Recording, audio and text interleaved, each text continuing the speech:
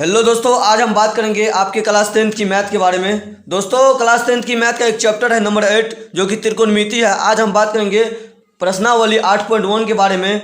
दोस्तों, बिना टाइम गवाए चलते हैं, वीडियो को करते हैं स्टार्ट। दोस्तों, क्वेश्चन नंबर 8 और 9 के बारे में बात करेंगे। दोस्तों, क्वेश्चन नंबर 8 रहा आपके मोबाइल के स्क्रीन पर। दोस्तों, क्वेश्चन नंबर 8 का रहा है, यदि 3 cot a बराबर 4 तो जांच कीजिए कि 1 - 10 square a upon 1 + 10 square a equal में आपका cos square a minus sin square a है या नहीं। दोस्तों, ये आपका प्रूव करने वाली सवाल है। पहले साथियों में क्वेश्चन के अनुसार चलना है। क्वेश्चन का रहा है कि 3 cot a इक्वल में आपका 4 है। दोस्तों, अगर यहाँ से हम cot a का वैल्यू निकालेंगे तो cot a बराबर हो जाएगा 4/3, क्योंकि ये 3 आपका गुना में है, इस साइड आएगा तो ये आपका भागा में चले जाएगा। और आपको पता है cot थीटा बराबर फॉर्मूला होता है आधार बट्टे लंब। आधार का मतलब बेस, बेस बट्टे परपेंडिकुलर, परपेंडिकुलर मतलब लंब। दोस्तों, हमेशा और हमेशा आपको त्रिकोणमिति में राइट एंगल ट्रायंगल के बारे में बात किया जाता है, अर्थात समकोण त्रिभुज के बारे में ही बात किया जाता है।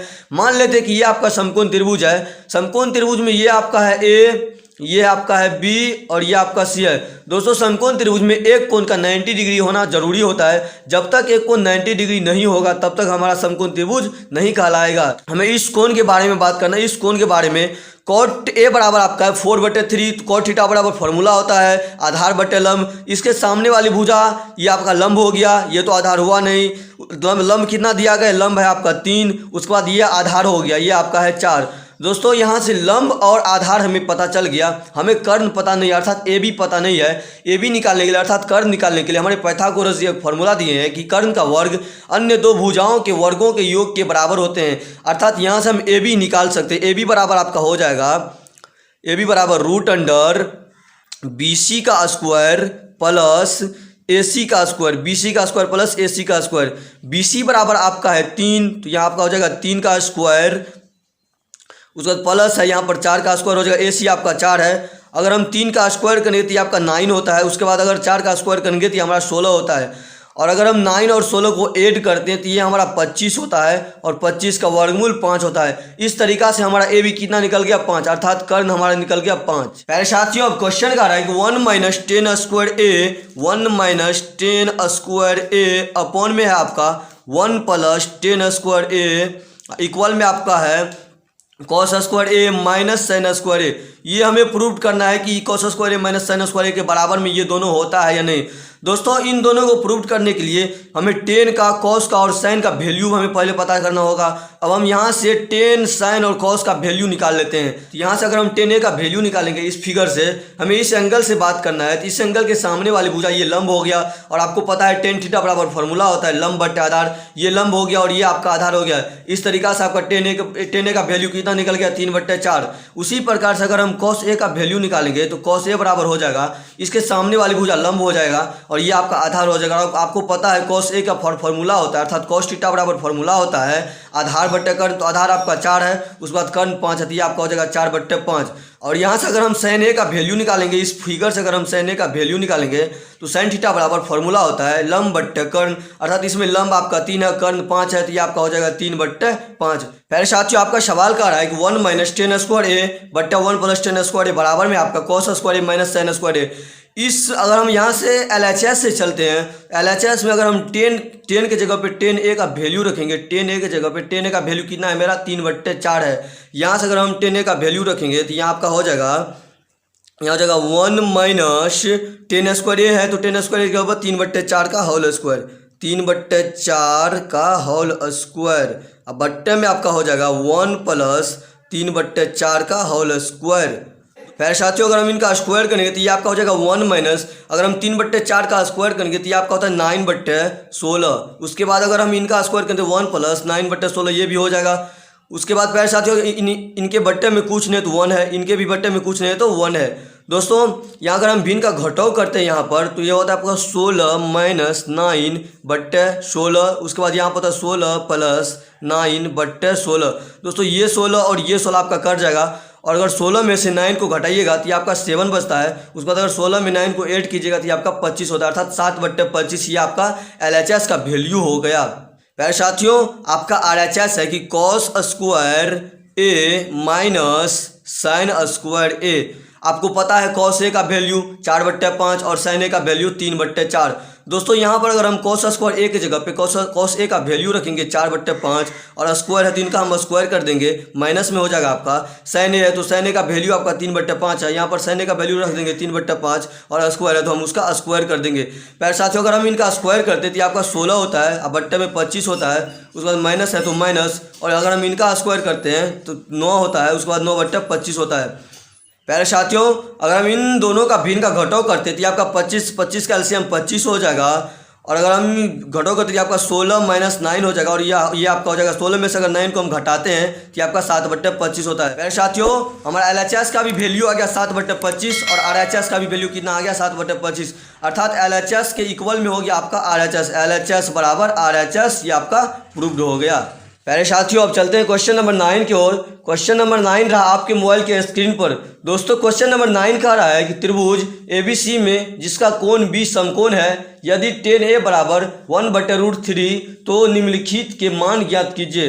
दोस्तों एक नंबर में है sin A cos C plus cos A sin C, उसके बाद 2 नंबर में है cos A cos C minus sin A sin C। ऐसा तो अब क्वेश्चन में है कि त्रिभुज ABC जिसका कोण भी समकोण है, मान लेते हैं कि ये आपका एक समकोण त्रिभुज है, मान लेते हैं यहाँ पर आपका A है, यहाँ पर B है, उसके बाद ये C है, कोण B क्या कह रहा है, कोण B समकोण कह रहा है, कोण B क्या है समकोण है, और tan A का वैल्यू दिया गया है, tan A बराबर दिया गया है 1/√3, tan A बराबर 1/√3, और आपको पता है tan थीटा बराबर फॉर्मूला होता है लंब बट्टे आधार, अर्थात इस एंगल से बात करेंगे, इस एंगल से इसके सामने वाली भुजा ये लंब हो जाएगा और ये आपका 1 है, उसके बाद ये आधार हो जाएगा √3, और आपका कर्ण पता नहीं है, कर्ण निकालने के लिए फॉर्मूला अर्थात AC पता नहीं है, AC बराबर हमारा हो जाएगा AC बराबर रूट अंडर AB का स्क्वायर प्लस BC का स्क्वायर। AB हमारा है √3, तो √3 का स्क्वायर प्लस BC हमारा 1, तो 1 का स्क्वायर। √3 का अगर हम स्क्वायर करें तो स्क्वायर रूट कट जाएगा और ये हमारा जगह 3, उसके बाद 1 का स्क्वायर करेंगे तो ये हमारा 1 हो जाएगा, और अगर हम 3 में अगर हम 1 को ऐड करते हैं तो ये हमारा 4 होता है, और 4 का लघुत्तम एलसीएम हो जाएगा हमारा 2। इस प्रकार से हमारा AC कितना निकल गया फ्रेंड्स, AC निकल गया 2, अर्थात कर्ण हमारा निकल गया 2। प्यारे साथियों पहला क्वेश्चन आपका है कि sin A cos C plus cos A sin C, इनका मान हमें ज्ञात करना है। दोस्तों इनका मान ज्ञात करने के लिए हमें पहले इनका वैल्यू पता होना चाहिए, sin A का वैल्यू, cos C का वैल्यू, उसके बाद cos A का वैल्यू, sin C का वैल्यू। अब इन आकृति के माध्यम से हम इन सभी का वैल्यू पहले निकालेंगे, तो यहाँ पर अगर हम sin A का वैल्यू निकालेंगे तो यहाँ पर हमारा sin A बराबर हो जाएगा, इस एंगल से हमें बात करनी है, तो ये आपका लंब हो गया, और sin थीटा बराबर आपको फॉर्मूला पता है लंब बट्टे कर्ण, तो ये आपका sin A का वैल्यू हो गया 1/2। उसके बाद अगर हम cos C का वैल्यू निकालेंगे तो cos C आपको पता है cos थीटा बराबर फॉर्मूला होता है आधार बट्टे कर्ण, हमें इस एंगल से बात करना है, cos C मतलब इस एंगल से बात करना है, तो ये आपका लंब हो गया, इसे तो लेना नहीं है, हमें आधार लेना है, उसके बाद कर्ण लेना है, तो ये आपका हो जाएगा 1/2, अर्थात cos C का वैल्यू हो गया 1/2। इस प्रकार हमें cos A का वैल्यू ज्ञात करना है, cos A बराबर हमारा हो जाएगा, इस एंगल से चलना है, तो ये आपका लंब हो गया और ये आपका आधार हो गया, तो cos थीटा बराबर फॉर्मूला होता है आधार बट्टे कर्ण, तो यह हो जाएगा हमारा √3/2। उसके बाद हमें sin C का वैल्यू निकालना है, sin C बराबर ये आपका लंब हो गया सामने वाली भुजा, क्योंकि हमें इस एंगल से बात करनी है, तो ये आपका sin थीटा बराबर फॉर्मूला होता है, sin थीटा बराबर फॉर्मूला होता है लंब बट्टे कर्ण, तो ये आपका लंब है √3, उसके बाद कर्ण है 2, तो ये आपका हो जाएगा √3/2। प्यारे साथियों अब हमें sin A cos C cos A sin C इन सभी का वैल्यू हमें पता चल गया, इन सभी का वैल्यू को यहाँ पर हम पुट करेंगे। sin A का वैल्यू हमारा 1/2 है, तो यहाँ पर हम 1/2 देंगे, उसके बाद गुना है तो गुना देंगे, cos C है, cos C का वैल्यू 1/2 है तो 1/2 देंगे, प्लस है तो प्लस देंगे, उसके बाद cos A बराबर है √3/2 तो √3/2, उसके बाद गुना है तो गुना, sin C का वैल्यू है √3/2 तो यहाँ पर दे देंगे √3/2। दोस्तों अगर हम इन दोनों को गुना करेंगे, इन दोनों को अगर हम गुना करेंगे तो ये होता है आपका 1/4, प्लस है तो प्लस, और √3 को गुना करेंगे तो √9 होगा, और √9 का वर्गमूल हमारा होता है 3, अर्थात 3/, ये हो जाएगा आपका 4। प्यारे साथियों अगर हम इन दोनों का जोड़ करते हैं, भिन्न का जोड़ करते हैं, तो 4 का आपका हो जाएगा 4 का एलसीएम आपका 4 हो जाएगा। उसके बाद ये हो जाएगा आपका 1 + 3, और 1 + 3 में अगर हम 1 को 3 में ऐड करते तो ये आपका होता है 4/4। ये दोनों आपका कट गया और इनका वैल्यू निकल गया हमारा 1। पहले साथियों 1 नंबर के क्वेश्चन का आपका आंसर रहा 1। दोस्तों ये रहा 2 नंबर का क्वेश्चन, और 2 नंबर का क्वेश्चन का रहा है कि cos A cos C minus है sin A और sin C। अब cos A है तो हमें cos A का वैल्यू पता है, cos A का वैल्यू पता है √3/2। तो यहाँ पर हम cos A की जगह पे √3/2 यहाँ पर रख सकते हैं। तो √3/2 गुना है तो गुना, उसके बाद आपका cos C का वैल्यू है 1/2। तो यहाँ पर हमने रख दिया 1/2, माइनस है तो माइनस, और sin A यहाँ पर है sin A, तो यहाँ पर sin A का वैल्यू है 1/2। तो यहाँ पर हमने दे दिया 1/2, उसके बाद गुना है, उसके बाद है sin C, और sin C का वैल्यू है √3/2। तो यहाँ पर हमने रख दिया √3/2। पहले साथियों अगर हम इन्हें गुना करते हैं तो ये आपका होता है √3/4, माइनस है तो माइनस, और अगर हम इन्हें गुना करते हैं तो ये हमारा होता है √3/4। दोस्तों ये माइनस और ये प्लस आपका घर कट जाएगा और ये आपका 0 हो जाएगा आंसर। दोस्तों 2 नंबर की क्वेश्चन का आंसर रहा 0। प्यारे साथियों अब आप बताइए कि ये वीडियो आपको कैसा लगा। अगर अच्छा लगा हो तो मुझे एक कमेंट कीजिए और एक लाइक कीजिए और अपने दोस्तों में ज़्यादा से ज़्यादा शेयर कीजिए ताकि आपकी दोस्त भी इस तरह का क्लास कर पाए। दोस्तों अगर आप इस चैनल पे पहली बार आए हैं तो चैनल को सब्सक्राइब कीजिए, बेल आइकन को प्रेस कीजिए ताकि अगले नए वीडियो का नोटिफिकेशन मिले आपको सबसे पहले। आज की वीडियो यहीं तक, मिलते हैं अगले नए वीडियो में। जय हिंद, जय भारत, वंदे मातरम।